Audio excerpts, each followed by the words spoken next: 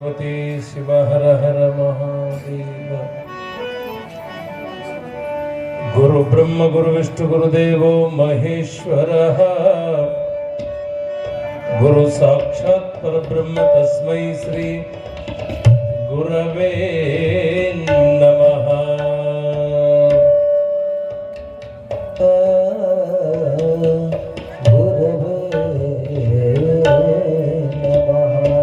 सर्वमंगलमांगल्ये शिवे सर्वार्थ साधिके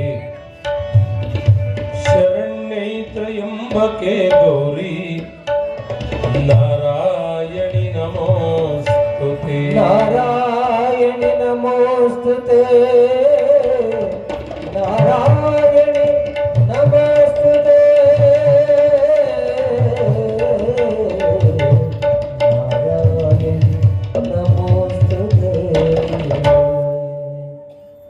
सुवर्णवल्ली पुरपालकाय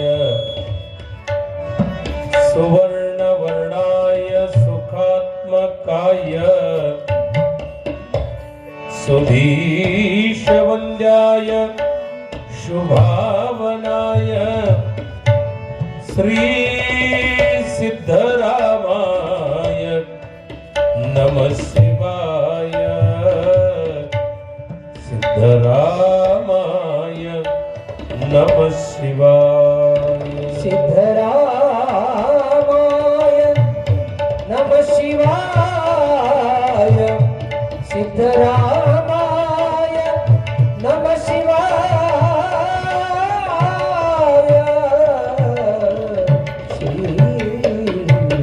सिद्धरामाय नमः शिवाय। मूकं करोति वाचालं पङ्गुं लङ्घयते गिरिं यत्कृपातमहं वन्दे मल्लिकार्जुनगिरीशं। मल्लिकार्जुनगिरीशं मल्लिकार्जुनगिरीशं।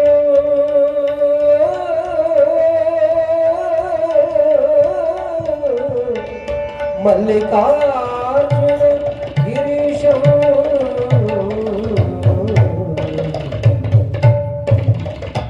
जय मंगलम जय नमः पार्वती शिव हर हर महादेव।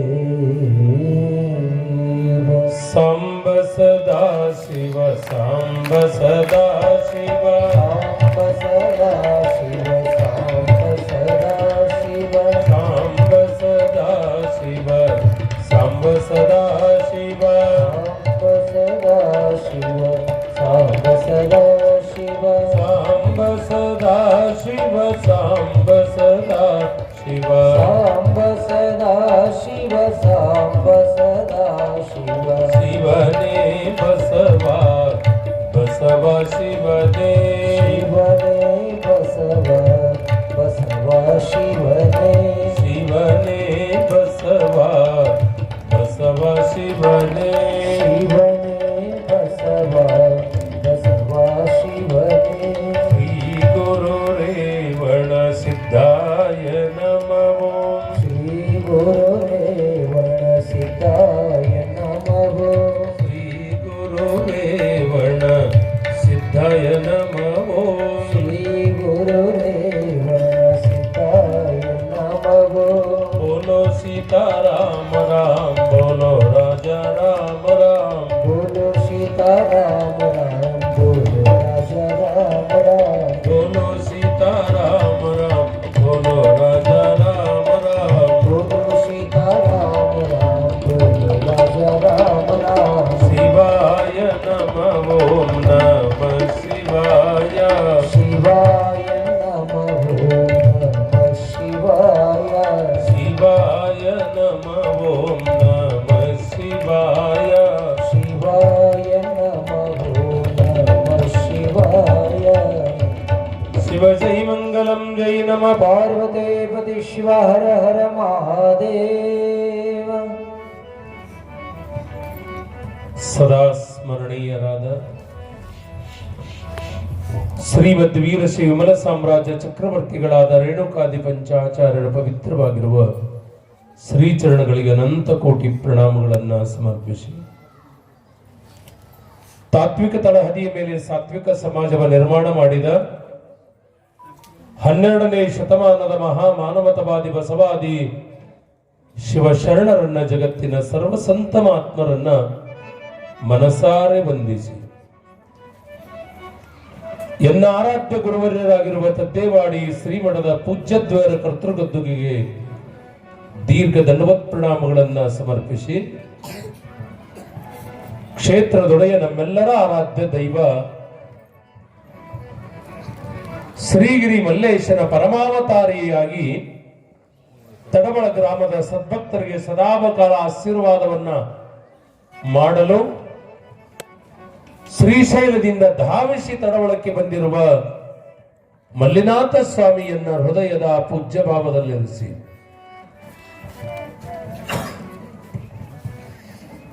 ಯಾರ ಚರಿತೆಯನ್ನ ಕೇಳೋದ್ರಿಂದ ಜನ್ಮ ಪಾವನವಾಗ್ತಾ ಇದೆಯೋ ಅಂತ ಮಹಾಶಿವಶರಣಿ ಗುಡ್ಡಾಪುರದ ದಾನೇಶ್ವರಿ ತಾಯಿಯನ್ನ ಮನಸಾರೆ ವಂದಿಸಿ ಸೋಮನಾಥ ಸ್ವಾಮಿಯನ್ನು ಕೂಡ ಹೃದಯಾರೆ ವಂದಿಸಿ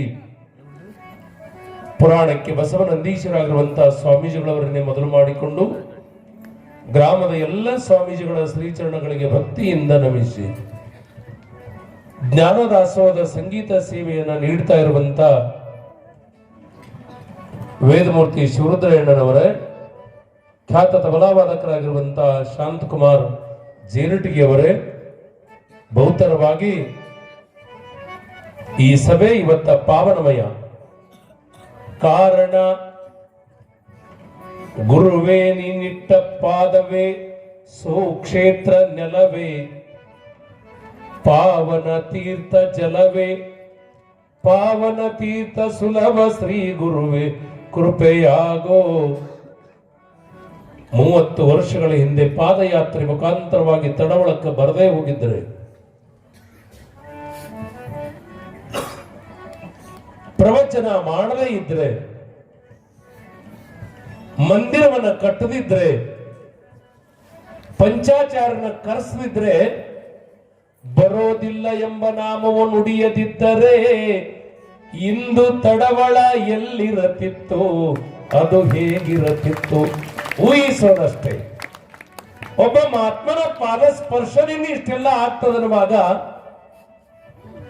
ಆ ಮಹಾತ್ಮನ ಪಾದ ಸ್ಪರ್ಶ ಇವತ್ತು ಆಗಿ ನಾವೆಲ್ಲರೂ ಪಾವನರಾದಿವಿ.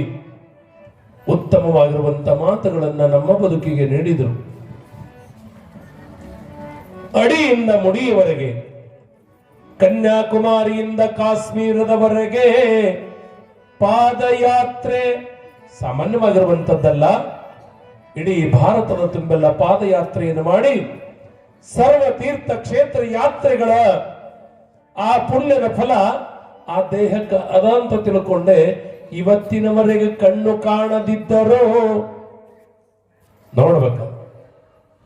ಕಣ್ಣು ಕಾಣತ ಬಂದ್ರೆ ಆಶೀರ್ವಾದ ಅಂತಲ್ಲ, ಕಣ್ಣು ಕಾಣದೇ ಇದ್ರು ಕೂಡ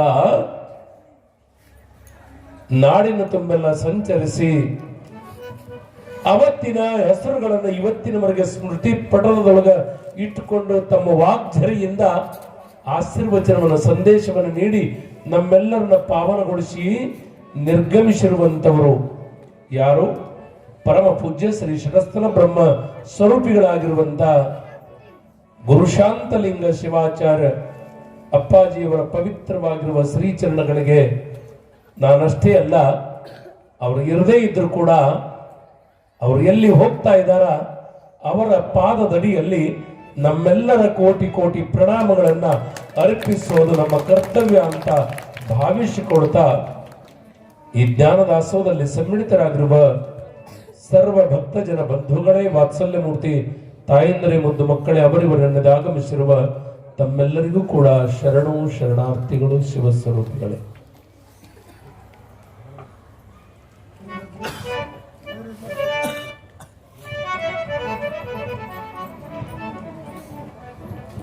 ನಿನ್ನೆ ಎಲ್ಲಿಗೆ ಬಿಟ್ಟಿದ್ದೇವ ಬಸವಣ್ಣ?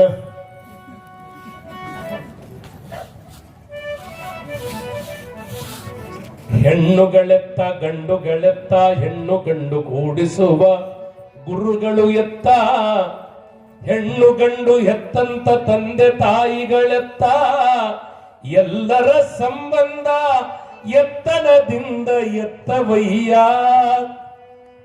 ಒಂದು ಪ್ರಪಂಚದೊಳಗೆ ಹೆಣ್ಣು ಎಲ್ಲೋ ಹುಟ್ಟಿರ್ತದ, ಗಂಡು ಎಲ್ಲೋ ಹುಟ್ಟಿರ್ತದ. ಹೆಣ್ಣು ಗಂಡು ಹೆತ್ತಂತ ತಂದೆ ತಾಯಿಗಳು ಯಾರೋ ಇರ್ತಾ ಇದ್ದಾರೆ. ಅವರನ್ನ ಕೂಡಿಸುವಂತ ಗುರುಗಳು ಎಲ್ಲಿ ಇರ್ತಾರೋ ಗೊತ್ತಿಲ್ಲ. ಪುಣ್ಯಾತ್ಮರೇ, ಇಂಥ ಪವಿತ್ರವಾಗಿರುವಂತಹ ಭಾವ ಬಂಧನಕ್ಕೆ ಮದುವೆ ಅಂತ ಕರೀತಾ ಇದ್ದಾರೆ. ಕೇವಲ ಎರಡು ದೇಹಗಳ ಸುಖಕ್ಕಾಗಿ ಮಾಡಿರುವ ಕಾರ್ಯ ಇದು ಅಲ್ಲ, ತಿಳ್ಕೋಬೇಕು. ಗಾಂಧೀಜಿಯವರು ಹೇಳ್ತಾ ಇದ್ದಾರ, ಎರಡು ಪವಿತ್ರಾತ್ಮಗಳ ಮಿಲನವೇ ಅಂದ್ರೆ ಅದುವೇ ಗೃಹಸ್ಥಾಶ್ರಮ. ಎಲ್ಲ ಆಶ್ರಮಗಳಲ್ಲಿ ಎಷ್ಟು ಆಶ್ರಮ ಅಂತ ಕೇಳಿದ್ರೆ 4 ಆಶ್ರಮಗಳು. ಮೊದಲನೆಯದಾಗಿ ಬ್ರಹ್ಮಚರ್ಯ. ಈ ಮಕ್ಕಳಿದಾವ, ಇವೆಲ್ಲವೂ ಕೂಡ ಬ್ರಹ್ಮಚರ್ಯ ವ್ರತವನ್ನ ಪಾಲನೆ ಮಾಡ್ತಾ ಇದ್ದಾವ. ಎಲ್ಲಿವರೆಗೆ ಮಾಡಬೇಕು ಅಂತ ಕೇಳಿದ್ರೆ, ನನ್ನ ಮನ ಹತೋಟಿಯೊಳಗಿರುವವರೆಗೆ ಬ್ರಹ್ಮಚರ್ಯ ವ್ರತವನ್ನು ಮಾಡಬೇಕು. ಯಾವಾಗ ಮನ ಹತೋಟಿಯನ್ನು ಮೀರ್ತದ ಅವಾಗ ಮಾತಾಪಿತೃಗಳ ಆಶೀರ್ವಾದವನ್ನು ಪಡೆದುಕೊಂಡು, ಗುರುಹಿರ ಆಶೀರ್ವಾದವನ್ನು ಪಡೆದುಕೊಂಡು ಗೃಹಸ್ಥಾಶ್ರಮವನ್ನು ಸ್ವೀಕಾರ ಮಾಡಬೇಕು. ಹೋದ ವರ್ಷ ಬಂದಾಗ ಹೇಳಿ ನಿಮಗೆ, ತಡವಳಂತ ಊರಾಗೊಬ್ಬ ಪುರಾಣ ಕೇಳಿ ಅವ ಸಾಧುವಾದ. ಮನೆಯೊಳಗಿರುವಂತ ಹೆಂಡತಿ ಮಕ್ಕಳನ್ನು ಬಿಟ್ಟ ಬಹಳ ದೂರ ಹೋಗಿ ಕಾಡಿನೊಳಗ 10-15 ವರ್ಷಗಳವರೆಗೆ ತಪಸ್ಸನ್ನ ಮಾಡದ. ತಡಬಳದವರು ಶ್ರೀಶೈಲಕ್ಕೆ ಹೋಗುವಾಗ ದಾರಿ ಮಧ್ಯದೊಳಗೆ ಕಾಡಿನೊಳಗೊಬ್ಬ ಸತ್ಪುರುಷ ಕುತ್ಕೊಂಡಿದ್ದ, ಬಹುದೊಡ್ಡ ಮಠ ಕಟ್ಟಿಕೊಂಡಿದ್ದ. ರೂಪ ಬದಲಾವಣೆಯಾಗಿತ್ತು. ಎಷ್ಟೋ ಜನ ಸಾಲಕ್ಕೆ ನಿಂತು ನಮಸ್ಕಾರ ಮಾಡ್ತಾ ಇದ್ರು.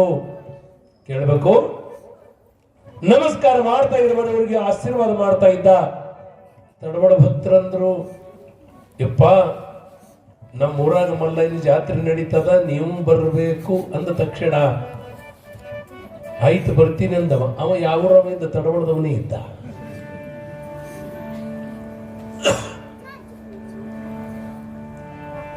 ಯಾವಾಗ ಕಾಯಿಯನ್ನು ಕೊಟ್ಟು ಬಂದಿರುವಾಗ ಆತನನ್ನ ಇವತ್ತು ತಡಬಳದವನೇ ಅದಾನಂತ ಗೊತ್ತಿಲ್ಲದಕ್ಕಾಗಿ ಆ ವ್ಯಕ್ತಿಯನ್ನ ಪಲ್ಲಕ್ಕಿ ಮುಖಾಂತರವಾಗಿ ಮೆರವಣಿಗೆಯನ್ನು ಮಾಡ್ತಾ ಜಾತ್ರೆಗೆ ಕರ್ಕೊಂಡು ಬಂದ್ರು. ವೇದಿಕೆ ಮೇಲೆ ದೊಡ್ಡ ಕುರ್ಚಿ ಹಾಕಿ ಕೊಡಿಸಿದ್ರು.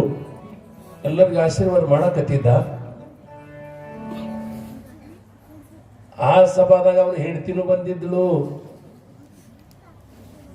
ಎಲ್ಲರೂ ನಮಸ್ಕಾರ ಮಾಡ್ಕೊಂಡು ಹೋಗುವಾಗ ಅವನು ಹೆಂಡತಿ ನಮಸ್ಕಾರ ಮಾಡಿದಾಗ ಸುಮ್ಕೊಂಡಿರ್ಬೇಕಲ್ಲ, ಆರಾಮಿದ್ಯಾ ಅಂದ. ಆಕಿಗೆ ಗಾಬರಿ ಆದಳು. ಯಾವ ಗುರುಗಳು ಒಂಟಕ್ಷರದಾಗ ಮಾತಾಡಿಲ್ಲ, ಇವ್ರು ಯಾಕೆ ಮಾತಾಡ್ಲಕತ್ತೀರ? ಆರಾಮಿದ್ಯ? ಹ್ಞೂನ್ರಿ ಅಪ್ಪ ಅವ್ರು ಅಂದಳಕಿ. ಗೊತ್ತ ಹಿಡ್ದಿದ್ಯಾ? ನಾಯನ್ ಗೊತ್ತಿಲ್ರಿ ಅಪ್ಪ, ನನಗೆ ತಿಳಿದಿಲ್ರಿ. 3 ಮಕ್ಕಳು ಆರಾಮವ ಅಂದ. 3 ಮಕ್ಕಳು ಕೇಳಾಕತ್ಯಾನ. ಬಹಳ ದೊಡ್ಡ ಸತ್ಪುರುಷದನೆಪ್ಪ ಅಂತ ತಿಳ್ಕೊಂಡು ಗಪ್ಪನೆ ಕಾಲು ಹಿಡಿದಲಕ್ಕಿ. ನನ್ನ 3 ಮಕ್ಕಳು ನಿನಗೆ ಹಂಗೆ ಗೊತ್ತಪ್ಪ ಅನ್ನುವಾಗ ಪಕ್ಕ ನೋಡಲ್ಲ ಅಂದ. ಗೊತ್ತುವಲ್ದಿಯಪ್ಪ ಹಿಂಗಂದ ತಕ್ಷಣ ಅದೇ ನಿಮ್ಮವದಿನ ಅಂದ. ನಿಮ್ಮವ ಅದಿನಿ ಅನ್ನೋದ್ರಾಗ ಗಡ್ಡ ಹಿಡಿದು ಬಿಟ್ಲಿ ಏಟ.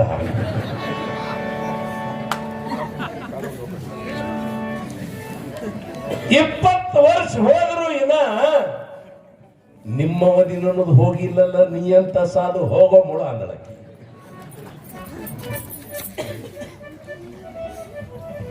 ಕತ್ಲ ಬಂದ್ರೆ ಪತ್ಲ ಕಳೆದು ಹಿತ್ಲ ದಾಟಿ ಓಡು, ಓಡಿ ಓಡಿ ಗುಡ್ಡ ಏರಿ ನಿಜ ಗುರುದೇವನ ಕೂಡು.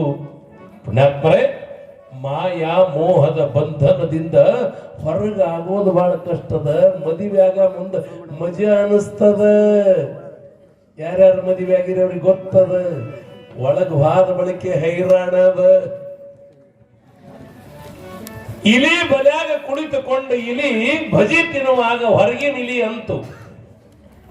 ನಾನು ಬರ್ಲಿಯ ಬ್ಯಾಡ ಮಾರಾಯ, ನಾನೇ ಒಳಗೆ ಸಿಗ್ಬಿದ್ದ ರಗಡಗೆ ನತ್ತದು ಒಳಗಿನ ಇಲಿ. ತಾವು ಒಬ್ಬರೇ ಹೊಡಿಬೇಕಂತ ಹೊರಗಿನ ಇಲಿ ಹಂಗಿದ್ರೆ ಬಂದ್ ನೋಡಂತದು. ಹಿಂಗೆ ಎಲ್ಲ ಇಲಿಗಳು ಹೋಗ್ಯಾವ. ಈಗ ಯಾವ್ಯಾವ ಹೋಗ್ಯಾವ ನಾವು ಯಾವ ಸೌಕರ್ಯ ನೀವು ಬಲಿಯಾಗಿ ಸಿಕ್ಕವ್ರಿ.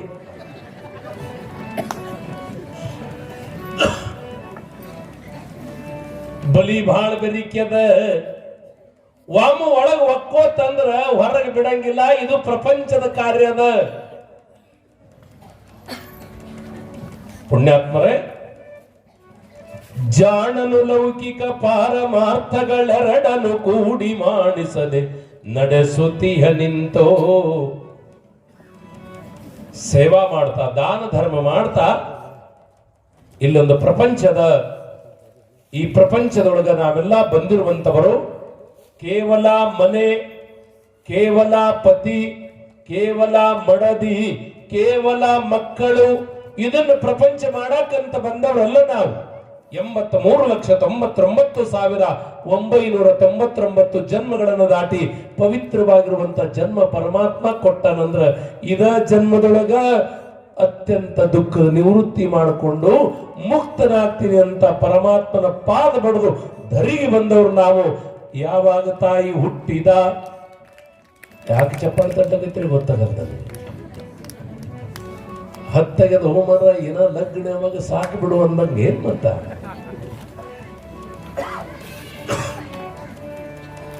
ಹುಟ್ಟಿದ 3 ದಿನದೊಳಗೆ ತಾಯಿ ಒಂದಿಟ್ಟು ನಾಲಿಗೆಗೆ ಜೇನುತುಪ್ಪ ಹಚ್ಚಿದ್ಳು ಅಂದ್ರ ಈ ಪ್ರಪಂಚ ಎಷ್ಟು ರುಚಿ ಅದಂತ ಕೂಸ ಅವಾಗೇ ತಿಳ್ಕೊಂಡದ ನಾ ಯಾರು ಅನ್ನೋದನ್ನು ಮರ್ತದ. ಕಾಣಕ ಇದು ಸುಂದರವಾಗಿ ಕಾಣ್ತದ, ರುಚಿಯಾಗಿ ತೋರ್ತದ. ಆದರೆ ಇದು ರುಚಿಯಲ್ಲ, ಇದು ಹಿತವಲ್ಲ. ಪುಣ್ಯಾತ್ಮರೇ, ನಮ್ಮೆಲ್ಲರ ಗುರಿ ಒಂದೇ ಆಗಿರ್ಬೇಕೇನು ಅಂತ ಕೇಳಿದ್ರ ಮತ್ತೊಂದು ಜನ್ಮ ಬರ್ಲಾರ್ದಂಗ ಮುಕ್ತನನ್ನಾಗಿ ಮಾಡು ಅಂತ ತಿಳ್ಕೊಂಡು ನೀನು ಪ್ರಪಂಚದೊಳಗಡೆ ಇರು, ಪಾರಮಾರ್ಥನೆ ಮಾಡು.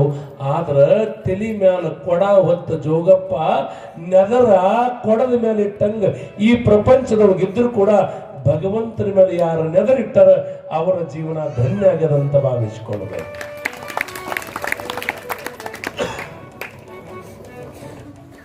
ಸಮರ್ಥ ರಾಮದಾಸರು, ಆ ರಾಮದಾಸರ ಶಿಷ್ಯ ಬೋಲಾ ಅಂತ ಇದ್ದ ಒಬ್ಬ.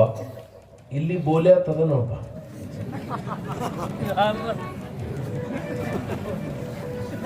ತಂದೆ ತಾಯಿ ಬಂಧು ಬಳಗ ಯಾರು ಇಲ್ಲದೊಳಗ ಊರೊಳಗ ಇವರೇ ನನ್ನ ತಂದೆ ತಾಯಿ ಅಂತ ತಿಳಿದುಕೊಂಡಿರ್ತಕ್ಕಂಥ ನಿಜವಾದ ಬೋಲ ಕೈ ಕರಿಯದ ಮನಸ್ಸು ಕರಿಯದ ತಿಳ್ಕೊಂಡು ಎಲ್ಲಾ ಕಡೆ ಹೋಗ್ತಾನ. ಇದು ನೋಡಿ ಕಲಿಬೇಕ ಅವನಿಂದ.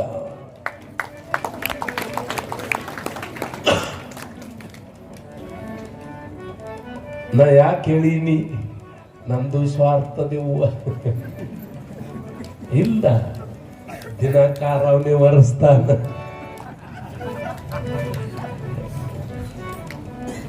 ಸಮರ್ಥ ರಾಮದಾಸರ ಶಿಷ್ಯ ಬೋಲ ನಿತ್ಯವೂ ಕೂಡ ರಾಮದಾಸರ ಜೊತೆ ಇರುವಂತವನು, ಸೇವಾ ಮಾಡುವಂತವ, ಕಣ್ಣಿನೊಳಗ ರಾಮದಾಸರ ಮೂರ್ತಿಯನ್ನ ತುಂಬಿಕೊಂಡಿರುವಂತವನು. ಕಾರ್ಯ ಯಾವುದೋ ಎಲ್ಲಿ ಅಡಿಕೆ ಕೊಟ್ಟಿಕೊಡುವ ಕಾರ್ಯ ಬೋಲನದಾಗಿತ್ತು.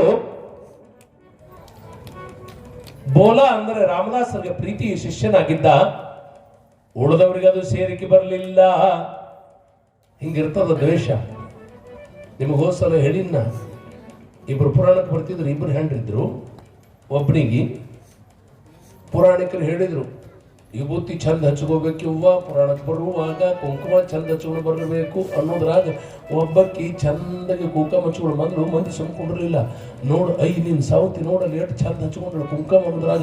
ಅಕ್ಕಿ ಅಂದ್ರೆ ನಾಳೆಗೆ ನೋಡ್ರಿ ಅಂದಳು. ಅಕ್ಕಿ ನಾಳೆಗೆ ನೋಡ ಅಂತ ಕಡೆ ಮರು ದಿವಸ ಬಂದಳಕ್ಕಿ. ಈಕಿಕ್ಕಿಂತ ದೊಡ್ಡ ಹಚ್ಕೊಂಡು ಅಕ್ಕಿ ಬಂದಳು.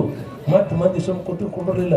ನೋಡು ನೀನು ಸೌತಿ ನಿನ್ನೆ ಹಚ್ಕೊಂಡ್ರು ನೋಡಿ ಸೇರಿಕೆ ಬಂದಿಲ್ಲ ನೋಡು ನೋಡೋದ್ರ ಈಕಿ ಹಿಂಗೆ ಒಪ್ಪಾರಿ ಮಾರಿ ನೋಡಿದ್ರು. ಈಕಿಕ್ಕಿಂತ ದೊಡ್ಡದ ಅಕ್ಕಿ ಹಚ್ಕೊಂಡು ಬಂದಿದ್ರು. ಈಕಿ ಅಂದಳು ಇನ್ನು ನೋಡ್ರಿ ನಾಳೆಗೆ ಅಂದಳು. ಅವಾಗ ಹಣಿ ತುಂಬಾ ಹಚ್ಕೊಂಡು ಇದು ಬಂತು. 3ನೇ ದಿವಸಕ್ಕೆ ಸುಮ್ ಕೂತಾರ ಏನಿಲ್ಲ. ನೋಡು ನಿನ್ನೆ ತುಸು ಢಾಳ ಹಚ್ಕೊಳ್ಳೋದ್ರಾಗ ಹಣಿ ತುಂಬಾ ಹಚ್ಕೊಂಡಾಳ ನೋಡು ಹಿಂಗನ್ನೋದ್ರಾಗ ಇನ್ನು ನೋಡ್ರಿ ನಾಳಿಗಂದಳು. ಹೋಗಾಗ ಅಂಗಡಿಯಾಗ ಒಂದು ಪಾನ ತಗೊಂಡು ಹೋಗ್ಯಾಡೆ ಹೂವ ಅರ್ಧ ತೆಲಿ ಹಸನ್ ಮರುದಿವ್ಸ ಅಕ್ಕಿಗಿಂತ ಕೂಕ ಮೆಚ್ಚ ಹಚ್ಕೊಂಡು ಬರ್ಬೇಕಾಗ್ಯದ.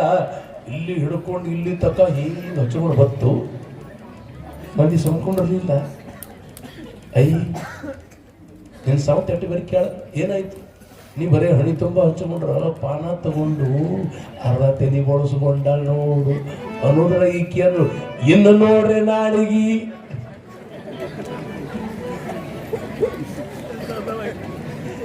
ಇನ್ನು ನೋಡ್ರಿ ನಾಳಿಗಿ ಅಂದಕ್ಕೆ ಮರುದಿವ್ಸ ಮುಂಜಾನೆ ಹೋಗಿ ಕಟ್ಟಿಗೆದ ಅಂಗಡಿಯಾಗ ಕೂತಾಳೆ ಹೂವ. ಅವ ಕಟ್ಟಿಗೆದ ಬಂದ ದೊಡ್ಡ ಮನೆ ಹೆಣ್ಮಕ್ಳು ಹೂವ ನೀವ್ಯಾಕ ನಮ್ಮ ಅಂಗಡಿ ಇಲ್ಲ 8 ಮನ ಇಲ್ಲ ಒಂದು ಚೀಲ ಜೋಳ ಕೊಡ್ತಾ ಮೊದಲ ಹಸನ ಮಾಡ. ನಿಮಗ ಒಂದು ಮಾತು ಹೇಳ್ತೀನಿ, ಹಸನ ಮಾಡ್ಕೋಬೇಕಾಗಿತ್ತಂದ್ರೆ ತಿರುಪತಿಗೆ ಹೋಗ್ಬೇಕು, ಜಡಿ ತಕ್ಕೋಬೇಕು.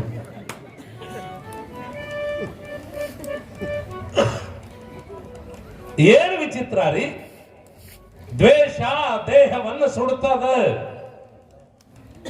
ದ್ವೇಷವನ್ನು ಮಾಡೋದಕ್ಕಾಗಿ ಬಂದಿರುವಂತವರೆಲ್ಲ ಈ ಜಗತ್ತಿಗೆ ಪ್ರೀತಿಯನ್ನು ಹಂಚಿ ಬದುಕುವ ಕಾರ್ಯ ನನ್ನದಾಗಬೇಕಾಗ್ಯದ.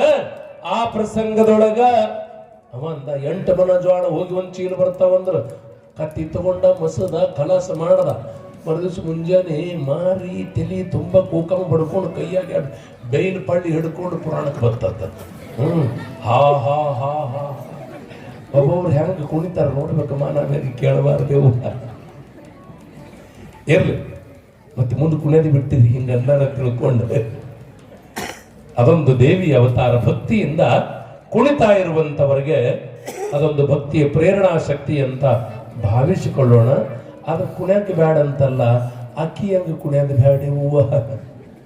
ತಾಯಿ ದ್ವೇಷವನ್ನು ಮಾಡೋದಕ್ಕಾಗಿ ಬಂದಿರುವಂತವರಲ್ಲ, ಸಮರ್ಥ ರಾಮದಾಸರ ಶಿಷ್ಯನಾಗಿರುವಂತ ಬೋಲಾನ ಕಂಡು ರಾಮದಾಸರ ಅವನಿಗೆ ಪ್ರೀತಿ ಮಾಡ್ತಾರ.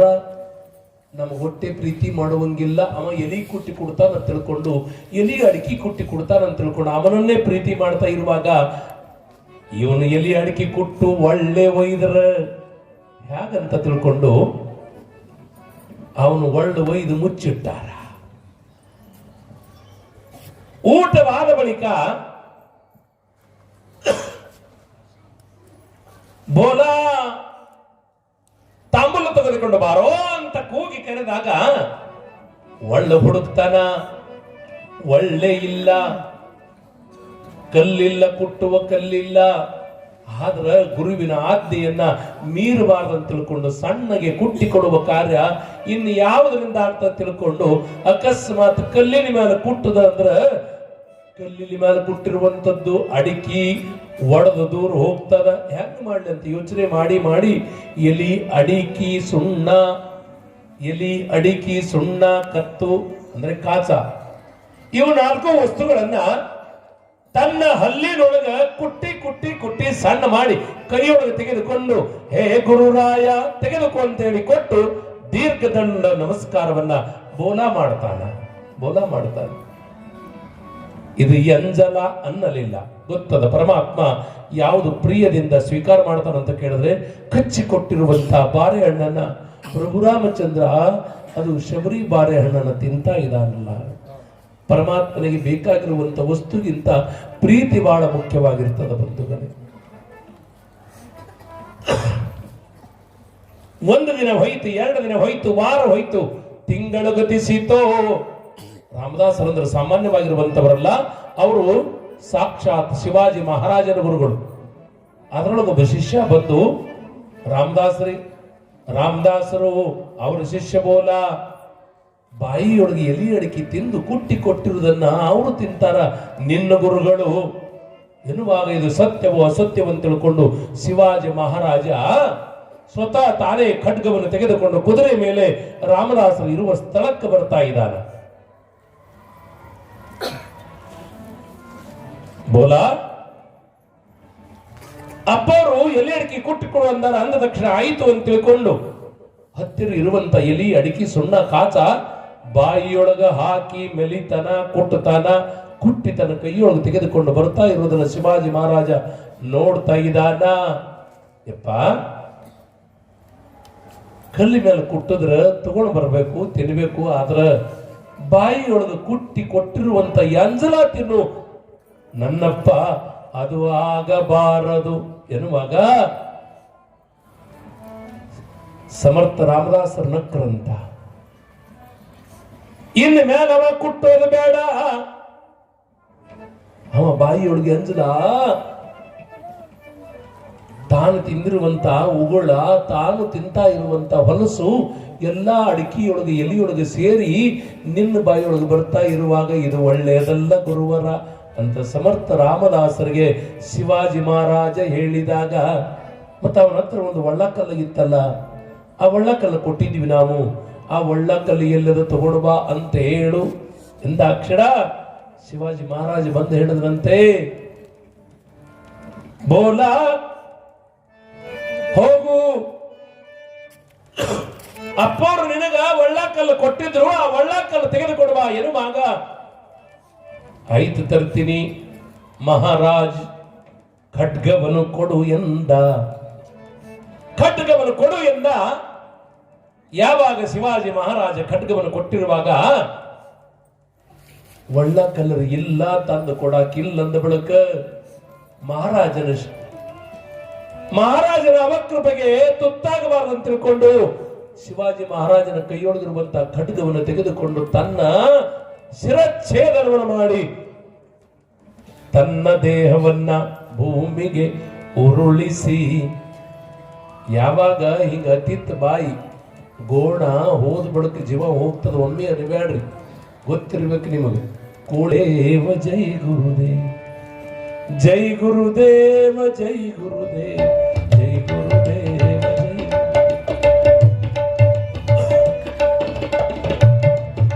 ಗಾಬರಿಯಾಗಿರುವಂತ ಶಿವಾಜಿ ಮಹಾರಾಜ ರಾಮದಾಸರ ಹತ್ರ ಬಂದು ಕೇಳ್ತಾ ಇದ್ದಾನ,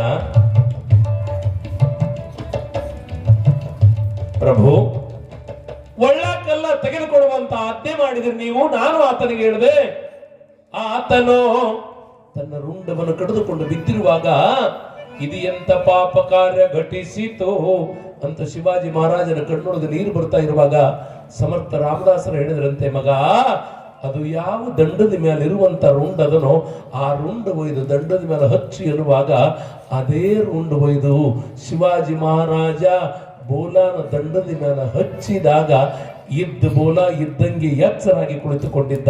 ಕಾರಣ ಏನು ಅಂತ ಕೇಳಿದ್ರೆ, ಗುರು ಸನ್ನಿಧಾನಕ್ಕ ಅರ್ಪಿತವಾಗಿರುವಂತ ಈ ಒಳ್ಳ ಮತ್ತ ನಿಜ ರೂಪವನ್ನ ಪಡೀತು ಅನ್ನೋದನ್ನ ನಾವು ಬೋಲಾನ ಕಥೆಯಿಂದ ತಿಳ್ಕೊಳ್ತಾ ಇದೀವಿ ಬಂಧುಗಳೇ. ಗುರು ಸನ್ನಿಧಾನ ಅನ್ನೋದು ಶ್ರೇಷ್ಠ. ಆ ರೀತಿಯೊಳಗೆ ಕೊಗಟ್ನೂರದಿಂದ ಆಗಮಿಸಿ ನಮ್ಮೆಲ್ಲರನ್ನ ಪಾವನಗೊಳಿಸಿ ಈ ಒಂದು ಕ್ಷೇತ್ರ ಬೆಳವಣಿಗೆಯಲ್ಲಿ ಅವರ ಆಶೀರ್ವಾದ ಬಹುಮುಖ್ಯ ಅಂತ ಭಾವಿಸಿಕೊಡ್ತಾ ಪುರಾಣದ ವಿಷಯದೊಳಗೆ ಬರೋಣ.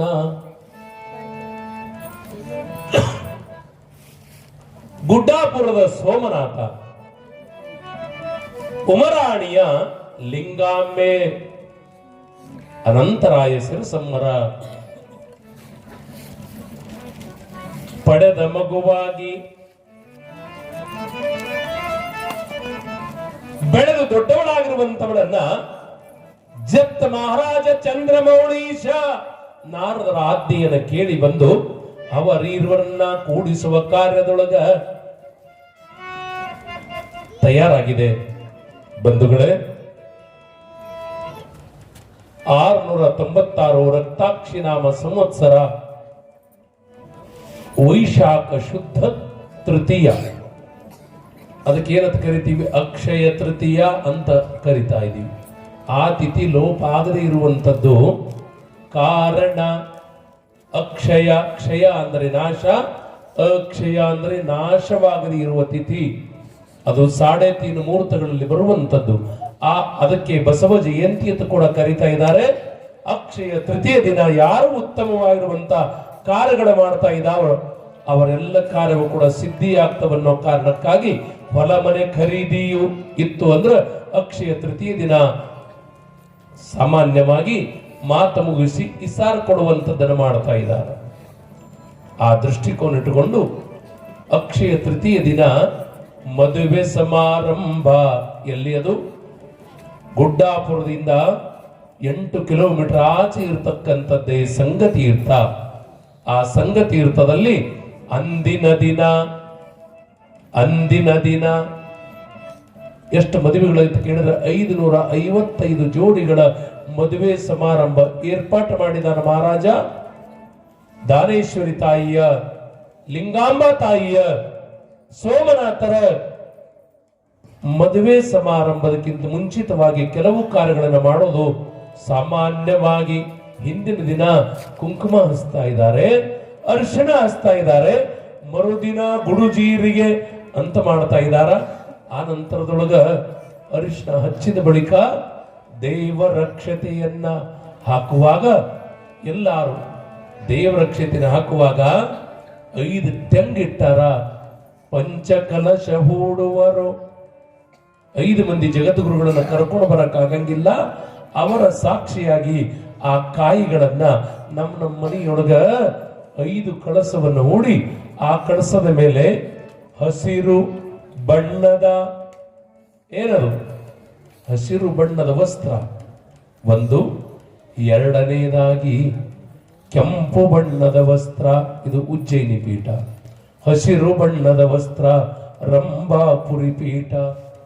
ಮೂರನೆಯದಾಗಿ ಕೇದಾರ ನೀಲಿಯ ವಸ್ತ್ರ.